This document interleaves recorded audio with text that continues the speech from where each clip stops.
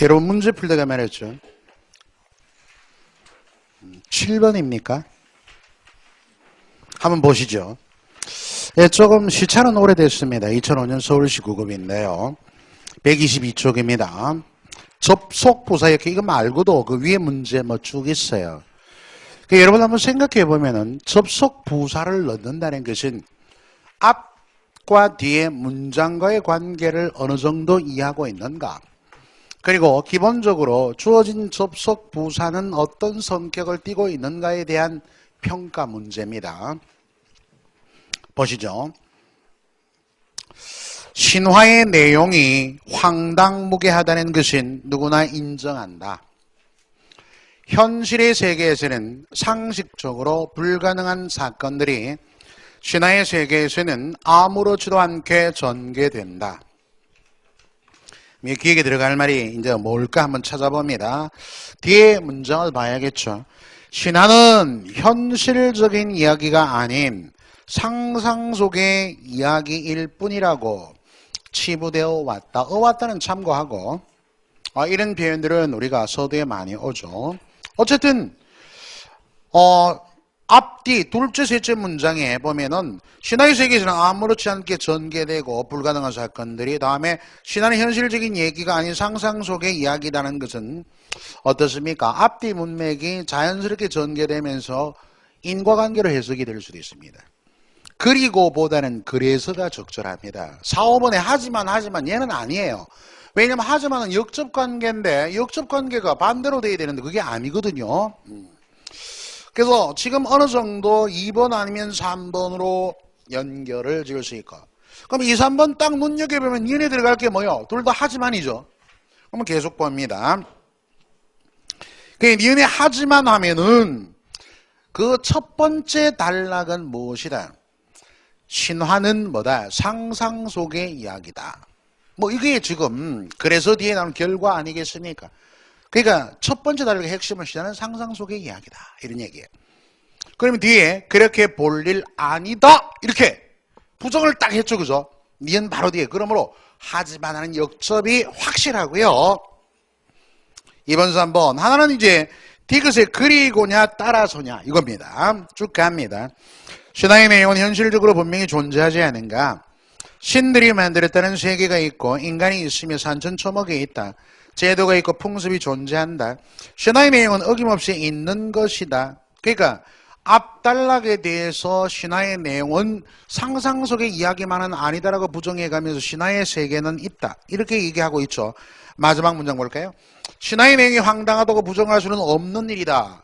그럼 뭐예요? 마지막에 결론을 이렇게 갔습니다. 그러면 그리고 이런 말보다는 따라서 이런 결론을 이끄는 문맥이 적절합니다. 3번이 정답. 자, 접속 부사 넣는 문제 많이 나옵니다. 여러분 14번 볼까요? 자, 2012년 국회 문제입니다. 여러분 국회 문제는 국회 사무처 문제인데 잠깐만 내가 얘기를 하면은 상반기 많이 뽑습니다. 근데 급수가 2개예요. 8급, 7급, 9급. 근데 국회 사무처는 어디 근무합니까? 국회에 근무합니다. 여의도 국회의사당 있죠? 그 안에 근무합니다. 근데 공무원 문제 중에 가장 난도가 높아요. 국회 사무처가. 그리고 오지 선택형의 25문항입니다. 주어진 시간에 참 이게 지문도 길어요. 봐요. 지금 지문 굉장히 길지. 그래서 독해력이 일단 우선되지 않으면 무리수가 있습니다. 뭐 아무리 자기가 국어 능력이 탁월하더라도 독해를 꼼꼼하게 천천히 속도가 없어지면은 제 시간 내에 풀 수가 없습니다. 기본적으로. 그러니까 문제가 굉장히 수준이 높은 만큼 또 학생들의 공신력도 있어요. 수준이 높다는 것은 지금의 제기되는 뭐 직렬이 많잖아요. 그죠? 행정직, 뭐 소방직, 또는 교육행정직, 법원서기보, 군무원 등등 이런 기상청 뭐 이렇게 그런 9급 뭐 7급 문제보다도 훨씬 수준이 높습니다. 그래서 문제도 복잡하고 깐깐하고요. 이런 문제를 나는 국회를 안 들어갈 텐데 왜 문제 이걸 풀어야 되나, 이렇게 단순하게 생각하시면 오산입니다. 왜 그러냐면은 얘네 문제가 또 공무원 문제로 다음에 나올 때도 몇 번 있었습니다. 비슷하게. 지문도 비슷하게요. 그러니까 이건 무슨 얘기냐 하면은 옛날에는 문제은행식으로 이렇게 놔뒀다가 막 임의로 골라내기 때문에 그런 유형이 더욱더 많았고, 지금은 그런 부분은 지양되어 있습니다만 어느 정도 연결이 안 됩니다만은 국회 사무처에서 다루는 문제의 해석 방향과 문제 유형이 비슷한 건 정말 많아요. 그러니까 수준이 높은 문제를 풀게 되면은 그 아래 하위 범주에 좀 난도가 쉬운 문제는 뭐 그냥 자연스럽게 접근할 수 있는 겁니다.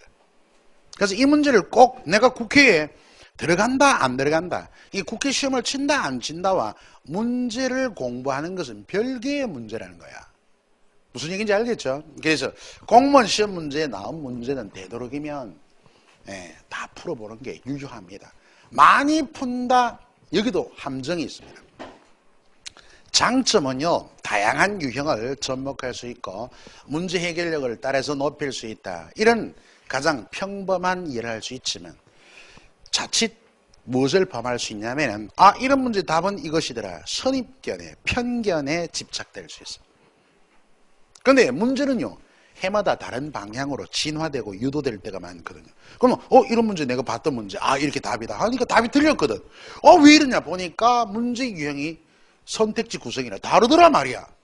그런데 성급하게 판단해버려요.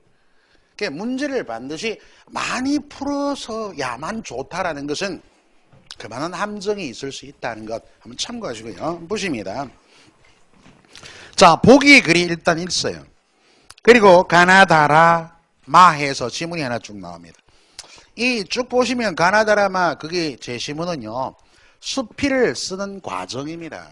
쭉 보면은 그 장문의 과정, 수필이란 문학적 글을 쓰는 과정을 얘기하고, 그럼 봅시다. 보기가 뭡니까? 수필이 북가는 대로 쓰인 글이요, 수의 수체의 글이라고 하더라도 붓을 따라 아무렇게나 쓸 수 없지 않은가. 서술 내용의 순서는 수요들은 어떻게 시작하고 어떻게 써내리는가, 짜임과 표현의 문제를 생각하지 않고 붓을 들 수는 없다. 그래서 동그라미 곧잘 주어진 원고 매수를 염두에 두면서, 자, 밑줄 긋습니다. 내용의 배열과 짜임을 적어 구성을 해본다.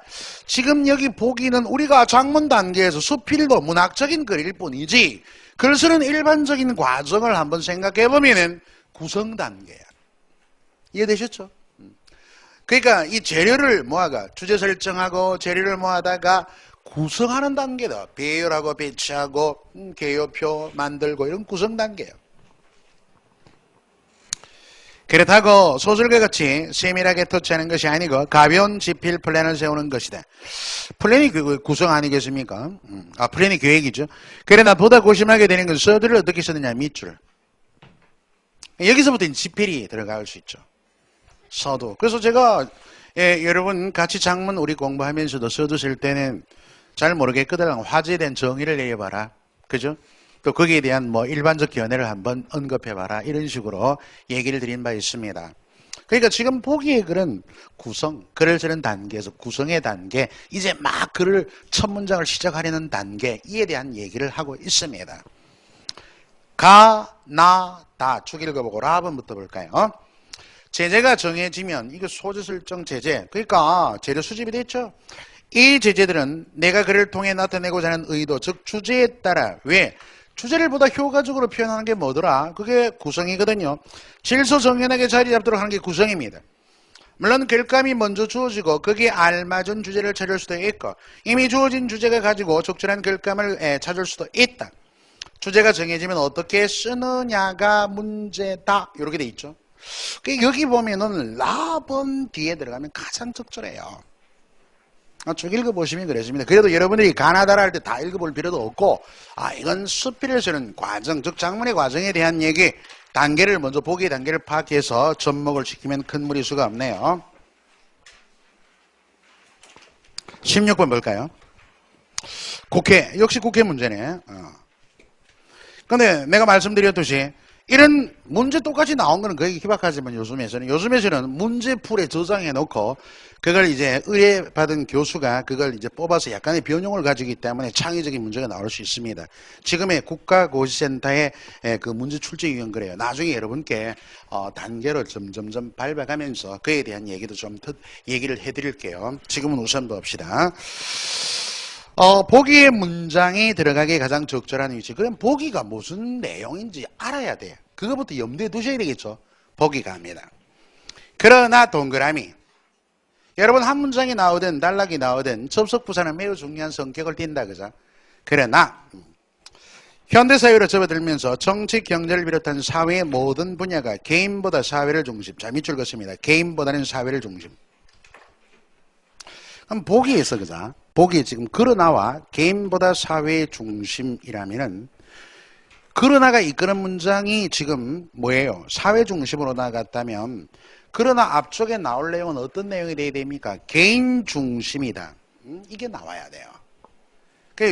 지금 안 들여보더라도 보기 말고도 지문이 개인과 사회의 관계에 대해서 얘기했네 이런 정도는 추정이 가능하고 그리고 그러나라는 접속부사는 역접이니까 지금 이끄는 문장이 사회 중심으로 나갔으므로 그러나가 역접이므로 바로 앞에는 개인 중심의 문장 그래서 사회 중심으로 변화되는 그 시점에 딱 들어가면 되겠죠. 그죠? 답은 차례대로 봅니다. 개인을 우선시했느냐 사회를 우선시했느냐에 중점을 둡니다. 그리고 단락이니까 첫 문장 마지막 문장 보면 돼요. 모든 사회는 그 시대에 따르는 문제를 안고 있다. 크게 중요하지 않고 고있다 밑줄. 고있다는 상황 제시죠. 일반적으로. 계속 내가 여러분들에게 염두에 두고 반복에 폭탄을 투척하고 있습니다. 계속. 그 다음 마지막 그것은 개인과 사회를 어떻게 보는가. 여기 밑줄. 그 첫 번째 가본 문장은 도입으로 개인과 사회를 보는 시각에 대한 얘기일 뿐입니다. 개인이 우선이에요. 사회가 우선이에요. 이런 말은 하지 않고 있습니다. 어떻게 보는가는 문제제기성 단락이에요. 갑은 뒤에 나올 수는 없고 지금 그러나 뒤쪽은 사회 우선시로 나갔으니까 개인 우선으로 한 끝부분에 들어가야 된다 이거 그죠? 나번. 나번은 보면은 역사가 옛날로 올라갈수록 개인의 비중이 사회보다는 컸던 개인의 비중, 개인 동그라미. 답은 개인이 모여서 개인 동그라미 사회가 되므로 마치 사회는 개인을 위해 있으며 개인이 사회의 주인인 것 같은 것까지 생각되어 왔다. 라번 여기까지 답은까지는 개인에 대한 얘기예요. 라번 영국을 중심점으로 잡는 산업혁명은 경제의 사회성을 강조하게 되었고 프랑스 혁명은 정치적인 사회성 핵심어가 두 번 강조됐네. 뭔데? 사회성 그제? 개인의 얘기는 언급도 없잖아요. 그러면 답은 뒤에 라번에서부터 답은까지가 가번은 도입성의 문제제기, 나다는 개인 중심, 그리고 라번부터 사회 중심으로 나아갈 듯한 조짐이 보이므로 라번 앞, 즉 다의 끝부분 나오면 됩니다. 2번이 답이죠. 자, 이렇게 어떤 위치가 적절하게 들어가겠는가 하는 것도 추리, 상상적 사고의 중요한 문제 유형이단 말이에요. 자, 이제 여러분들 여기 이론적 파트는 크게 그거 웬다고 해서 큰 도움이 안 되지 않습니까 사실은. 그래서 실제 문제가 아하 이렇구나 이렇구나를 보면서 정확하게 여러분들이 드러나지 않은 정보 또 생략된 정보 또 어떤 내용에 들어갈 정확한 위치 접속 부사의 연결 이런 것들이 문제 유형이니까 그런 것들에 대한 연마 훈련을 알뜰살뜰하게 하셔야 돼요. 자, 우리 교재 앞으로 오기 바랍니다.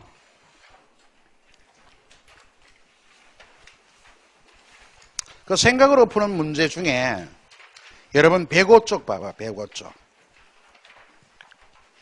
3번 좀 전에 접속부사 7번에서 풀었는데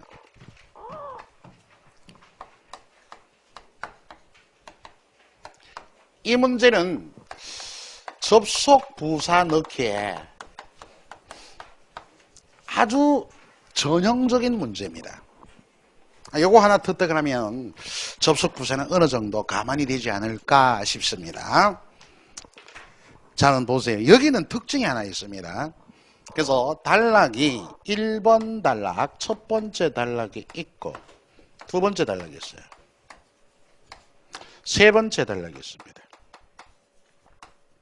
조금 전까지는 접속 부사는 앞에 지문과 또는 뭐 단락에 처음에 오기도 했지만 앞에 문장과의 관련성에서 읽어내는 게 대부분이에요. 근데 지금은 좀 다른 성격이 단락의 처음에 그자 요렇게 딱 돼 있어요. 여기 기억은 여기. 이렇게 되면 이 단락이 맨 처음에 돼요. 이걸 모두 맨 처음을 첫머리 단락의 첫머리를 한자로 모두 이렇게 얘기해요. 모두 이런 개념이 고유가 아니고 모두 한자로. 어쨌든 단락의 첫머리 여기가 있단 말이에요. 둘 다 그자?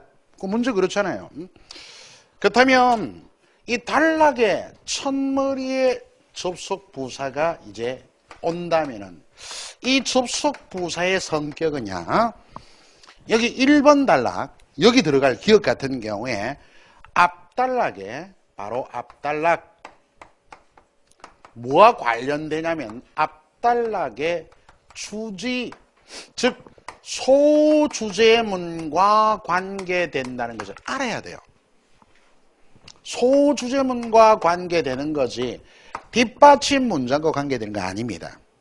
우리 학생들이 보통 보면은 뭐 단락이 막히든 어떻든 간에 바로 앞에 문장만 준열하게 막 치열하게 보면 답이 안 나와요. 그건. 이런 성격을 미리 해야 돼요. 이것도 공부 잘 하셔야 돼요.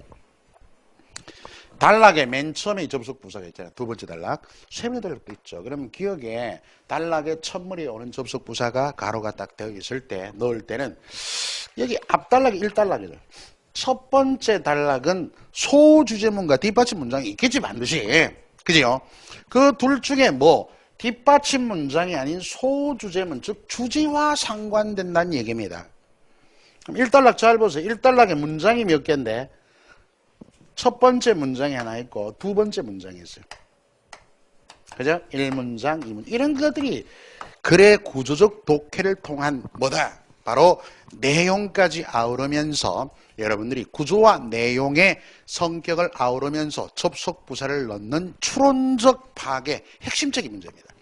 자, 그러면은 첫 번째 말고 두 번째 문장, 이 두 문장으로 되어 있습니다. 그 위에 가가. 잘 들으세요. 이 두 번째 문장의 마지막 부분에 딱 봐요. 서술어. 서술어가 뭡니까? 때문이다.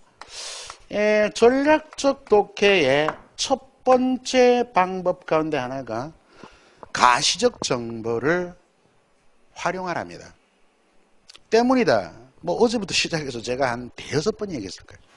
그럼 여기 둘째 문장 앞에 접속 부사가 나와 있지 않더라도 여기에 접속 부사가 가령 들어간다면 뭐겠어요? 왜냐하면 때문이다.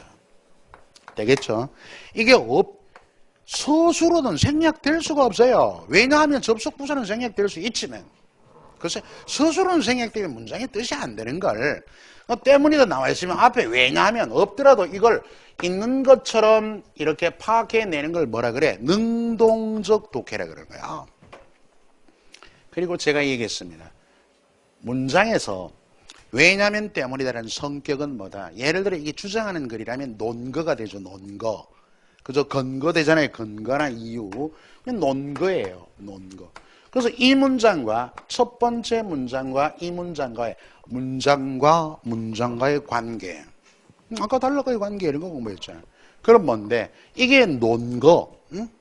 논거라면 이 앞에 게 뭘까? 추지입니다. 첫 문장이. 이 첫 번째 단락에 지금 여러분들 문장과의 관계, 단락의 원리는 추지와 논거로 이어져 있는 거예요. 이미 했잖아 이건. 그지? 왜냐면 때문이다.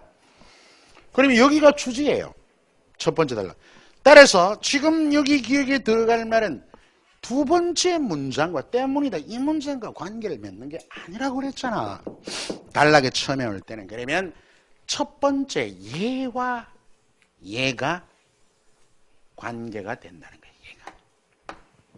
그럼 첫 번째 문장, 추지 문장을 잘 파악합니다. 이 문장은 문장이 두 개예요.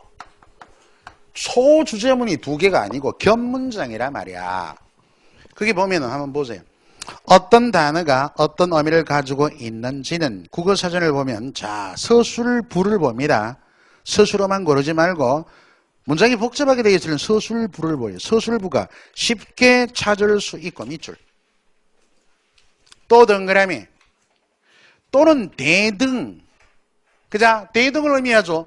찾을 수 있고까지가 실제로 혼문장 하나고 다음 또 뒤에 사전을 찾지 않고서도 우리가 그 의미를 아는 단어는 참으로 많다 밑줄 여기서 보면은 쉽게 찾을 수 있다. 이런 서술어 한 문장에 이 또니까 이 문장과 여기 이 문장이 대등한 구조를 이루고 있어요. 겹문장으로. 겹문장으로서 하나의 소지점물이 되는 겁니다. 지금. 그리고 그 서술어가 뭐다? 서술어가 의미상 가장 중요해 됐죠. 참으로 많다. 여기 쉽게 찾을 수 있다. 참으로 많다. 그러면 지금 여기 1번 문장과 상관되죠. 이단락에 기억에 들어갈 접속어를 지금 파악합니다. 뭔데? 여기 이끌리는 문장의 내용의 서술어 보세요. 기억에 이끌리는 막상 어떤 단어가 무슨 뜻을 가지고 있는지를 치밀하게 따지려 하면 그리 쉽지만은 않다. 그리 쉽지만은 않다. 밑줄.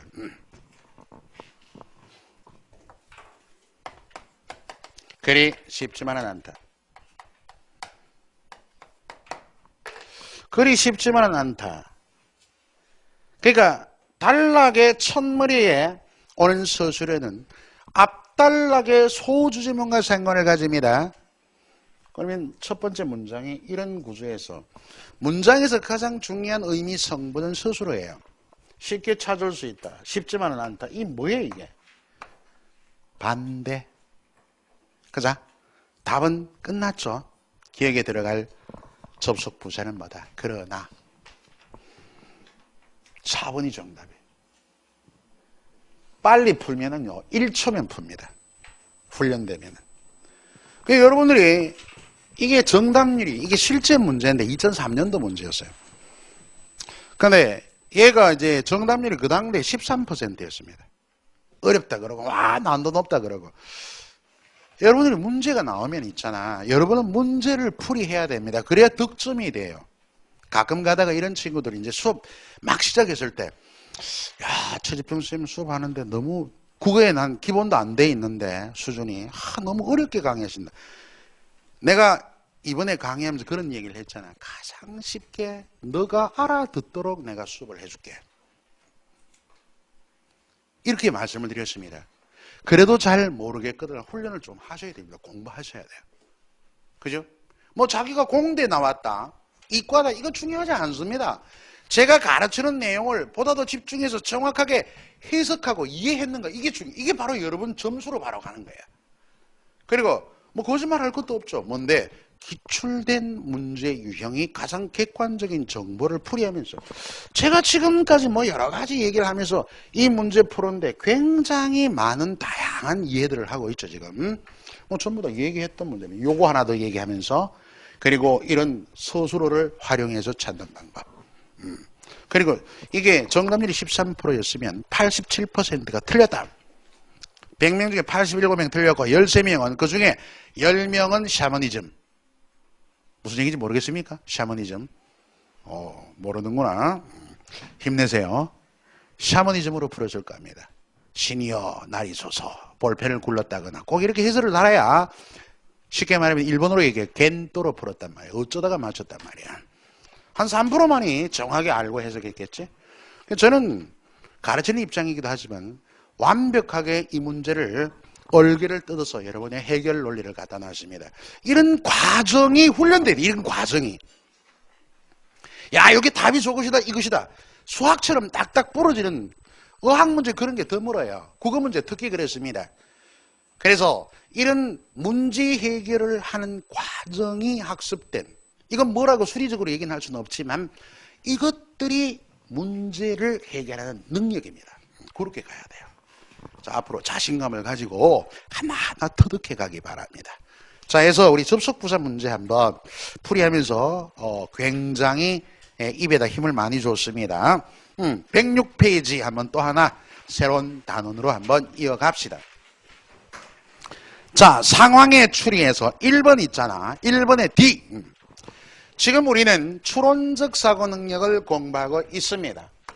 추론적 사고 능력이란 드러나지 않거나 생략된 내용을 추리하는 거예요. 근데 세부적으로 보면 문제이 여러 있죠. 조금 이런 접속은 없게도 있겠거니와 또 뭐 어떤 단락이나 문장 첨가하는 문제도 있었고, 정보, 빠진 생략의 정보를 추리하는 문제, 실제 기출 문제를 두고 쭉 풀었습니다.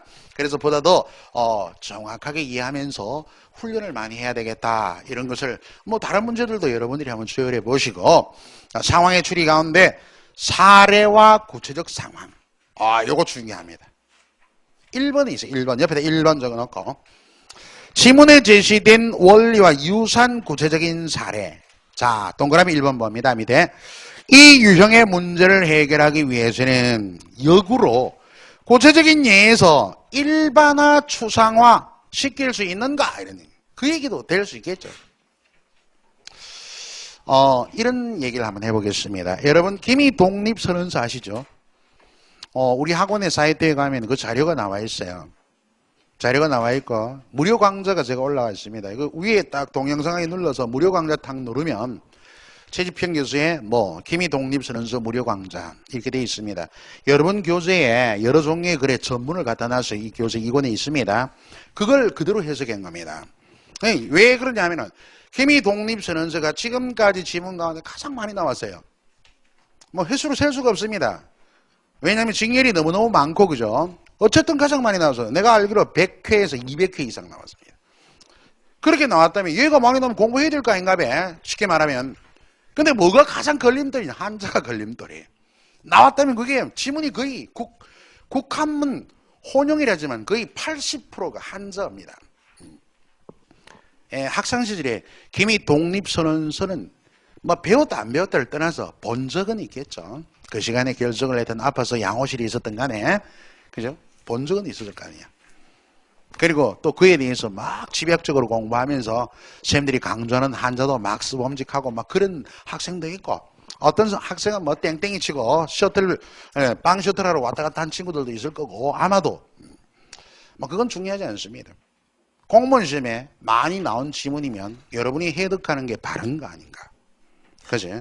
그게 한자든 무엇이든 간에. 그래서 제가 무료로 강좌를 올려놨으니까 꼭 한번 보세요. 자주 보세요. 어렵게 느껴지고 자기가 이해가 안 되면 회독수를 늘리는 방법이 가장 효과적입니다. 반복해서 봐야 돼. 그래야 귀가 열리거든. 옛날에 이건 좀 다른 문제지만 선생들하고 이런 제자와의 대화에서 화두라는 거 있죠. 화두, 공안 이런 거. 하나 툭 던지면 그걸 가지고 고민을 하고 계속 수행을 하지 않습니까? 국어 공부가 우리말로 하는데 그건 못 알아들으면 곤란하죠. 그렇게 깊은 종교적 철학적 뜻도 있는 것도 아니에요. 그러니까 자기가 듣고도 이해가 잘 안 될 때가 있습니다.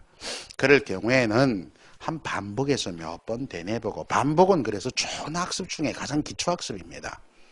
그래서 김희 독립선언도 자주 나왔으니까 한번 보도록 하세요. 그럴 때 단락이 굉장히 많아. 13단락이 있거든. 김희 독립선언서에 보면은 이런 문제가 많이 나왔어요. 응?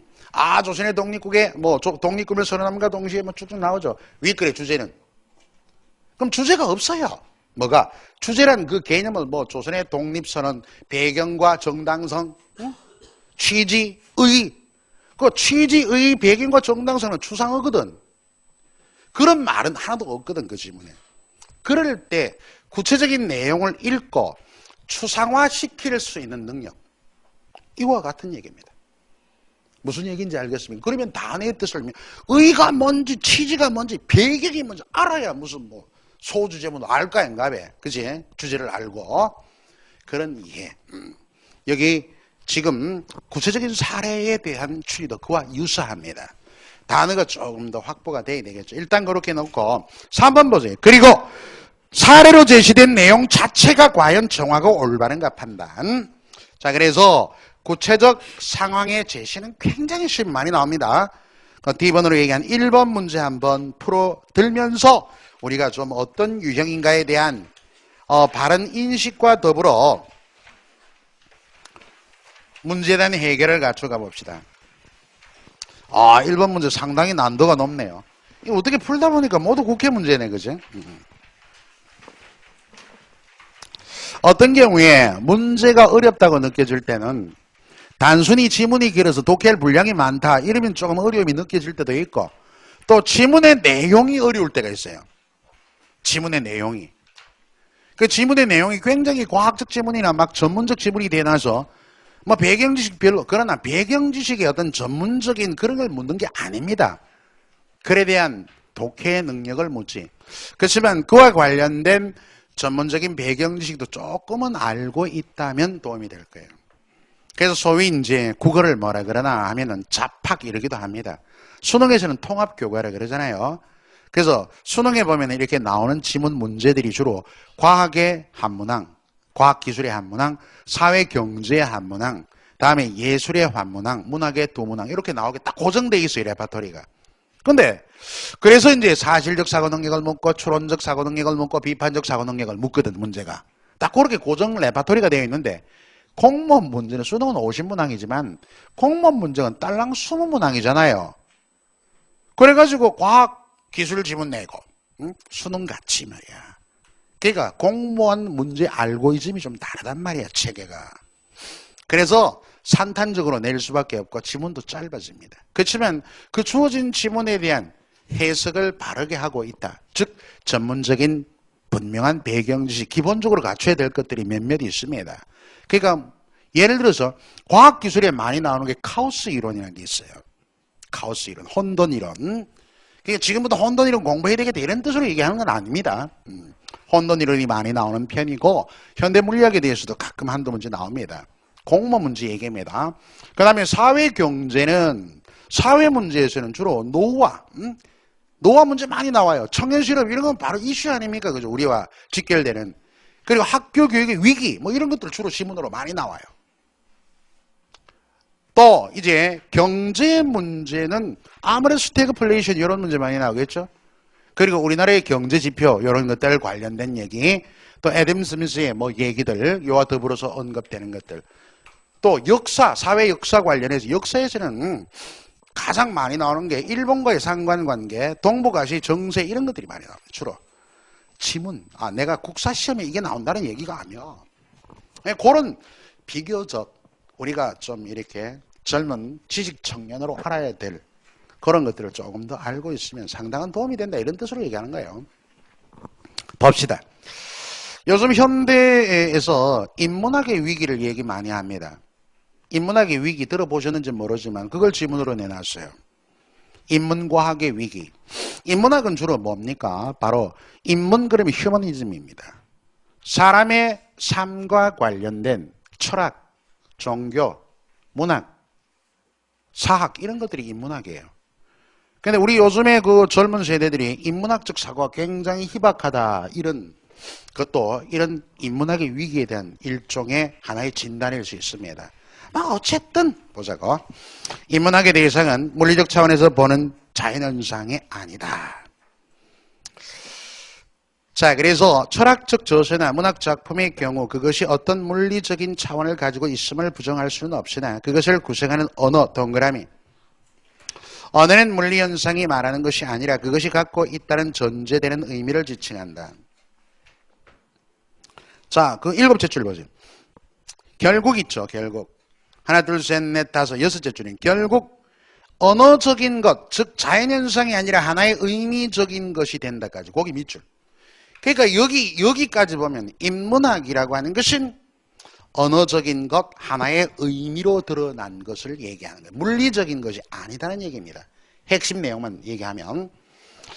그리고 밑에서 한 7째 줄, 8째 줄 볼까요? 예술 작품이 찾으셨어요? 예술 작품이 자연적 혹은 도구적인, 그러니까 작품이 자연적 혹은 도구적인 것에 거치지 않고 그 부분입니다. 줄 그어보십니다. 의미를 전달하는 기호, 일종의 언어로 보였기 때문이다. 하지만 인문학의 대상이, 자 계속 줄 긋습니다. 언어적 의미적인 것이라고 하더라도 모든 언어적 의미적인 것이 인문학의 대상은 아니다. 거기 줄 것을. 핵심이 이거예요. 인문학은 언어적인 것이고 자연현상이 아니라 하나의 의미적인 것인데, 그죠? 그리고 연결해서 언어적인 의미적인 것이라 하더라도 모든 언어적 의미적인 것이 인문학의 대상은 아니다. 요게 핵심이에요. 그래서 이제 핵심은 여러분 이랬으면 인문학이 언어적이고 하나의 의미적인 것이다. 그러니까 언어로 표현해가지고 말과 글로 표현해가지고 이게 의미를 띠고 있는가를 판단해 보면 돼요. 1번 칸트나 이성비판에 대한 논리 분석은 언어로 판단하면서 하나의 의미를 띠고 있다. 되겠습니까? 2번 한글 창조의 배경과 세종대왕의 역할 언어로 표현되겠죠. 나란 말씀이 등극에 따라 그리고 그것은 의미를 띠고 있습니다. 자주예민 실용정신이라는 의미를. 3번에 석굴암 본尊불에 투영된 신라인의 불교의식 이 불교의식도 표현은 뭐 삼국사기 안에도 나오겠지만 언어로 표현돼서 그 하나의 의식이라는 의미를 띠는 것도 인문학적 분야입니다. 만세전의 작가 염상섭의 식민지적 사회인식, 현실인식도 지금 소설을 통한 언어를 통해서 하나의 식민지 실태를 분석한 언어로 뭐 의미를 띠고 있는 것입니다. 그러나 5번 청동으로 만든 금과 금속 성분과 제작 방식, 금속 성분 제작 방식은 이건 물론 언어를 통해서 그 제작 방식이라고 하는 의미를 띠긴 하지만 인문학의 범주는 아니야. 답이에요.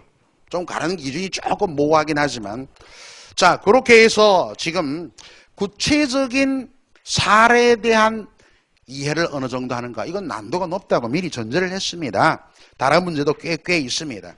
자 일단 그 정도만 알아두시고 106페이지 혹시 여러분들 이해해서 이건 너무 어렵다 이해가 안 되면 그냥 젖혀두기 바랍니다. 자, 전반의 의도, 태도, 관점. 여러분 의도, 태도, 관점은 한번 일단 핵심 내용을 보면 둘째 줄에 특정 정보나 발언에 담긴 필자의 관점. 관점은 보는 방향입니다. 화제를 보는 방향. 술에 대해 얘기한다.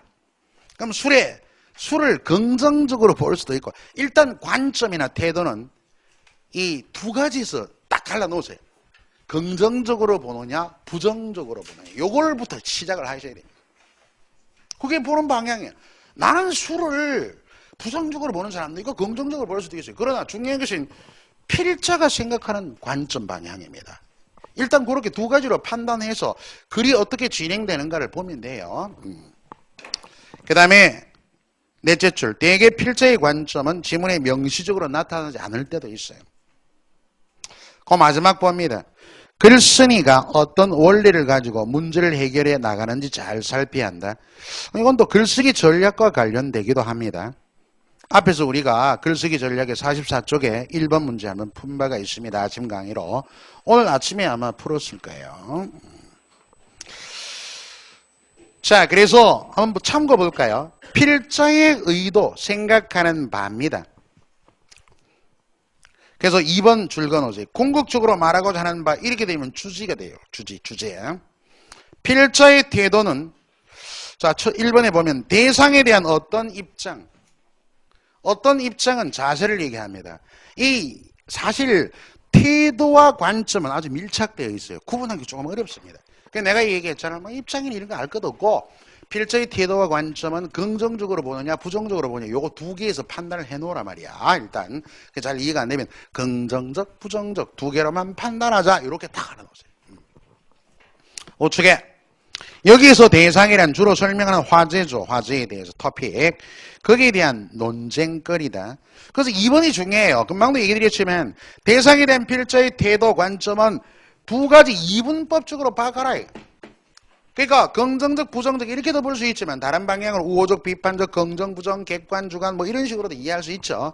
그러나 이런 것은 이제 나중에 곱씹어서 언급을 할 내용이고 긍정이냐 부정이냐 이런 걸 한번 생각해 볼 필요가 있습니다. 자, 그렇게 하고 이제 필자의 의도. 여러분들 밑에 바로 봅니다. 다음 글은 지문가입니다. 어떤 의도에서 쓰였을까? 필자의 의도, 생각하는 바가 뭘까? 가장 주된 주제이기도 할 때가 있습니다. 1, 2, 3, 4 있는데 5번 보세요. 5번. 기업의 이러한 다원 사회 구성원이 되어 장기적으로 생존하기 위해서는 주주의 이익을 극대화하는 것은 물론 다양한 이해집단들의 요구도 모두 만족. 자, 동그라미 칩니다. 시켜야 한다. 동그라미. 제가 앞서 얘기했을 때 정책 명제, 뭐뭐 해야 한다는 필자의 주장을 말하는 거예요. 필자의 의도는 주장에 가장 많이 함축되어 있습니다. 이게 소주제문입니다.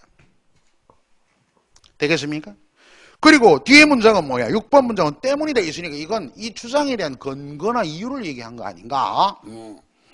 자, 그렇게 한번. 그래서 이제 5번 그 밑에 해설을 보면은 5번에 기업의 체질이 변화해야 한다. 요것과 연결을 시켜 놔셔야 돼요. 네, 보세요. 5번 문장. 기업이 이러한 다원사회의 구성원이 되어 장기적으로 생존하기 위해서는 주주이익을 극대화, 다음에 다양한 이해집단들의 요구 모두 만족하기 위해서는 뭐예요? 기업의 체질이 변화해야 한다. 이게 필자의 주장인 거야. 얘기됐죠? 자, 의도이기도 하고. 다음에 2번 넘겨봅니다. 여러분 교재 108쪽입니다. 필자의 태도와 관점. 그래서 이제 태도와 관점을 이분법적으로 사유하되 이걸 구분하기가 묘하잖아요. 뭐 이 잡기가. 그러니까 헷갈린다 막 이럴 때 여러분 개념 파악이 잘 안 돼 그렇습니다. 태도와 관점은 이분법으로 이해가 안 되면 긍정적 부정적으로만 판단해 보세요. 자, 그래서 뭐 쭉 보면 얘기가 그 옆에 22번 적어 놓으세요. 필자의 태도와 관점 추리에 거기다가 E 적어 놓고 문제 유형입니다. A, B, C, D 다음에 2번. 그리고 그러면 있죠, 지문. 요게 지금 수능에 나온 문제인데 이 부분만 따서 공무원 시험에 교육행정직에 그대로 나온 겁니다. 그거 한번 읽어두세요. 놀랍게도 거기 연결되어 있죠. 읽어두시고. 여러분 생각으로 푸는 문제는 이게 공무원 문제인데 참 쉬워요. 보시면 이 공무원 문제인데 한번 볼까요? 7. 다음 글에 기억에 담긴 글쓴이의 의도, 조금 전에 의도, 태도, 관점 이런 얘기 아닌가? 필자의 의도. 앞 문장이 딱 되어 있습니다. 앞에 단락. 그리고 니은 볼까요? 기억. 그러면 그러한 사람이 된 뒤에 뭐 하라? 바로 시를 써라, 글을 써란 얘기예요. 그러면 그러한 사람은 앞에 첫 단락에 나와 있죠. 그지? 첫 단락에 뭐예요? 군자의 길을 의미하고 있습니다. 쭉 읽어보시면. 가볼까? 반드시 처음에는 경학 공부를 하여 밑바탕을 다진 후에 옛날의 역사책을 섭렵하여 옛 정치의 덕실과 잘 다스려진 이유와 어지러웠던 이유 등의 권한을, 그래서 뭐 정치인이 아니더라도 여러분 공직에 점점 직급이 올라갈수록 뭐를 많이 봅니까? 손자병법, 삼국지 이런 거 많이 보는 이유가 이런 데 있어요. 초한지 같은 것. 왜 그 파란만장한 전쟁, 나라의 건국과 멸망 이런 과정의 역사들이 하나하나의 얼개를 딛고 사람의 보편적인 심성과 또 전략들이 무궁무수히 많기 때문입니다. 그게 바로 현대의 자기의 사람살이에 그만한 하나의 구심점이 될 수도 있고 자기 삶의 뭡니까? 바로 좌우명으로 삼을 수도 있습니다. 여러 가지 방향을 이해하는 길이 되기 때문에 그걸 읽고 하는 거예요. 그 얘기죠. 지금 보시면. 자, 그래서 이유동의 근원을 캐볼 뿐 아니라 또 모름지기 실용의 학문, 즉 실학. 지금 이 정약용의 글입니다. 우측에 휴비지에서 보낸 편지가 나와 있잖아요. 실학에 마음을 두고 옛 사람들이 나라를 다스리고 세상을 구했던 글들을 즐겨 읽도록 해야 한다. 마음에 항상 만백성의 혜택을 줘야겠다는 생각과 만물을 자라게 해야겠다는 뜻을 지닌 뒤. 그리고 마지막에 뭐예요? 참다운 독서를 한 군자. 군자의 길을 얘기하고 있잖아요. 내 같은 뭐 무명소절이 무슨 군자 이러지만은 왜 세상에 그런 군자가 있고 소인이 있습니까? 그리고 우리는 왜 가끔 군자의 삶을 열망하고 이렇게 높이 평가합니까? 하면은 우리 소시민으로는 따르기 감히 범접하기 쉬운 길은 아니야. 그렇지만 그 길이 가장 인간다운 삶의 바람직한 길이었기 때문에 보다 높은 가치를 추구했기 때문에 왜 삽니까? 이런 질문 많이 받죠. 행복하기 위해서. 뭐 행복도 중요합니다. 보다 인간적인 삶을 살아가기 위해서. 동물로 살긴 싫을 거 아니에요. 그런데 지금의 많은 사람들이 동물적으로 살아가고 있습니다. 응? 뭐 짐승돌 안 좋겠습니까? 황당한 소리 하지 말고 내 얘기는 그 얘기가 아니에요. 생각할 수 없는 문외형의 인물들로 살고 있어요. 그래서 가장 가치 있는 인간적인 삶이 무엇인가 이걸 공부할 때 문학도 그 한 축에 놓입니다. 어쨌든 이렇게 봤을 때 군자의 길은 우리가 그걸 꼭 닮을 길은 어렵지만은 군자가 추구하는 가치 있는 삶으로 한번 자기도 해보려는 노력이 중요한 거예요. 노력과 실천이 중요한 거예요. 군자가 설령 못 되더라도 그렇지 않습니까? 그게 바람직한 삶으로 가는 보다도 한계를 지닌 인간의 길일 수도 있습니다. 그렇다고 군자는 군자고 나는 낸데 뭐 이렇게 마치 군자와 본인이 절연된 것처럼 소인 중에 하급 소인입니다. 그 하급 소인 밑에는 짐승들이 있습니다. 그러니까 여러분이 맹자에 이런 글이 있다. 맹자에 그래. 맹자는 사람 이름이면서 책입니다. 맹자에 하늘이 사람을 내매 반드시 목적이 있느니라. 읽음직하죠. 여러분도 낳았잖아요. 엄마 아빠가 뭐 어떻게 결혼하다 보니 내 낳았겠지 뭐. 뭐 이렇게 생각하는 단순히 아니고 그럼 생물학적 관점이 이해고. 그러면 군자가 금방 얘기했듯이 하늘이 사람을 내매 반드시 목적이 있다면 과연 인생이란 뭘까 이러면 내가 삶을 살아나갈 때 하늘이 내게 내린 그 명령이 뭘까를 찾아나가는 과정이 인생이기도 한 겁니다. 맹자의 버전으로 얘기하면은 이런 얘기를 들으면서 내가 살아가는 이유, 방향 이런 것들에 대한 진지한 모색이 필요한 것 아닌가. 그죠? 내가 지금 뭐 하는지도 모르겠고 왜 여기 앉아 있는지도 모르겠고 남들이 막 철밥통이라니까 막 따라잡아가지고 공무원 수임이나 준비하고 그 목적이 뚜렷하지 않죠. 그러면 뭐 그냥 핑핑 나는 추풍낙엽이 됩니다. 내가 반드시 공무원이 되어야 합니다. 이렇기 때문에 이렇게 얘기가 목적이 더욱더 분명할수록 접착력이나 응집력이 강해지는 거예요. 그 해야 할 이유가 뚜렷하니까. 그죠? 그런 걸 한번 생각하면서 조금 더 마음도 다져보는 계기를 갖기 바랍니다. 어쨌든 군자가 된 다음에 시인이나 글을 쓰라는 얘기예요. 4번이 답이겠죠. 자, 5번 봐. 필자의 태도. 긍정이냐 부정이냐. 그게 무엇에 대해 이걸 이제 대상도 찾아야겠죠. 신토부리만이 건강을 지켜주는 것이 아닐 것이다. 신토부리는 요건 이제 처음으로 내가 한자 한번 쓸게요. 신, 토, 아니될 불, 이. 자, 여기가 몸신입니다. 바디. 응? 영어로 쓸까요? 바디. 그 다음에 토는 흑토. 그쯤은 알죠. 그래 시작하라고, 그렇게. 그쯤은 안다는 시작. 한문 제까지 끼면, 한자 제까지 끼면, 그렇게 시작하란 말이야. 한문, 아이고, 기주가. 이러면은 도저히 극복할 수 없습니다. 걔는 먼 나라 얘기일 뿐입니다. 그럼 공무원 세 문제 어떻게 맞춰? 못 맞추는 거예요. 그럼 이제 조금이라도 시작하는 방향을 내가 이렇게 한번 해봅니다. 흑토.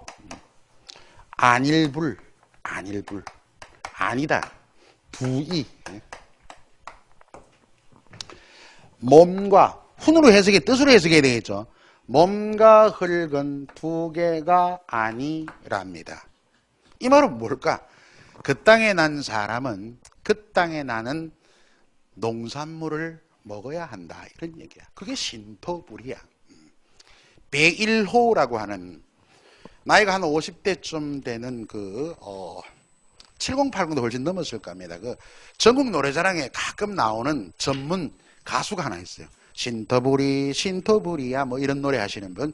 그 신토부리가 이 뜻입니다. 그게 파협정 알죠? FTA 파협정. 이 외국 농산물을 막 관세를 거의 없애고 떨어버리고 막 들이는 이런 협정입니다. 농민들이 막 우리 농산물에 대한 그 가격 다운을, 가격이 하락됨을 염려해서 막 저지하고 이런 투쟁이 있어 왔잖아요. 그게 이제 우리 땅에 맞는, 우리들은 우리 땅에 맞는 우리의 농산물을 소비하자 이런 취지예요. 그 신토불이 해석이 됐죠. 신토불이만이 건강을 지켜주는 것은 아닐 것이다. 남의 땅에서 난 것이라도 뭐 외국에 요즘 보면은 외국에 뭐 과일도 많이 들어오죠. 망고부터 시작해가지고 망고를 우리나라에서 아직까지 재배는 못하는 걸로 알고 있습니다. 뭐 별의별 과일이 다 들어옵니다. 남의 땅에서 난 것이라도 깨끗하면 건강에 유익할 것이고 우리 땅에서 난 것이라도 뭔가 장난을 쳤다면 건강에 나쁜 것이다. 제철이 난 과일을 먹어야 한다는 논리도 그렇다. 그럼 비닐하우스는 다 어떻게 하란 말인가? 지구를 빙빙 돌며 벌어와도 시원치 않은데 골방에 쭈그리고 앉아 못난 우리 것 지킬 생각만 하고 있으면 아무리 생각해도 못난 것이다. 가본에서 가만히 필자의 생각은 신토부리만이 우리의 건강을 책임지는 건 아니다. 신토부리가 가진 기본적인 생각에 대한 반론을 지니고 있죠. 어느 정도. 신토부리, 그럼 이렇게 도움이 되잖아. 신토부리에 대한 부정적 견해. 이렇게. 그제? 그리고 이제 마지막에 나번 한민족의 건강은 신토부리가 책임질 수 있는 것이 아니다. 한민족의 미래는 노자의 무의 자연으로 열릴 것도 아니다. 자, 마지막 봅니다. 못났으면 우리 이것이 부족하다면 빨리 고치고 좋으면 나가서 알리자. 밑줄 나가서 알리자. 지금은 이 필체는 개방에 대한, 이 추상으로 얘기하면 화제가 개방에 대한 얘기입니다. 개방에 대한 시각이 뭐예요? 긍정적이잖아요. 개방에 대해 적극적이죠. 우리 것만 지키고는 폐쇄가 아니고 개방에 대해 적극적입니다. 그럼 개방에 대한 적극적인 자세를 지니자. 이게 바로 필자의 뭐겠다? 태도야. 답은 5번이죠. 자, 이렇게 한번 한 문제라도 간과하지 말고 여러분들이 이렇게 이제 필자의 의도나 태도 관점을 이해하는구나. 뭐 어려운 문제는 되도록 손을 안 대려고 노력을 합니다. 그건 조금 더 난도 높은 것이 아침 강의는 이렇게 전형적으로 연결을. 여러분 기출 문제만 완벽하게 이해하고 풀어도 국어 시험은 95점 이상 받아요. 지금까지 기출 문제 뭐 몇천 문제 되겠지만 완벽하게 이해하고 풀다면 무슨 얘기인지 이해가 닿을 겁니다. 자, 그런 점 감안하고 잠깐 쉬었다가 이제 과정의 추리 하나하나 우리 추론적 학습 잘해 나가고 있는데 수업만 잘해 나가고 있는지 과연 우리 듣는 친구들이 이해하고 있는지 이건 약간 미지수 같아요. 조금 쉬었다 이어갈게요.